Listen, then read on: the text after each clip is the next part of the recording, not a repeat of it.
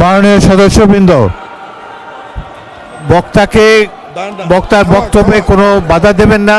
আপনাদের যখন সময় আসবে আপনাদের বক্তব্যের মধ্যে আপনাদের বক্তব্য উপস্থাপন করতে পারেন। এখন তাকে নির্বিঘ্নে বক্তব্য রাখার সুযোগ দেন।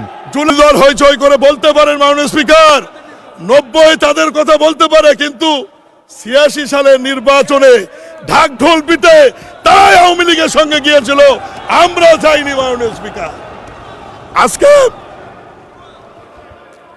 মাননীয়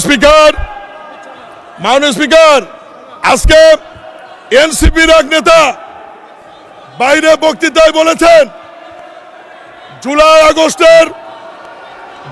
আগস্টের আন্দোলনের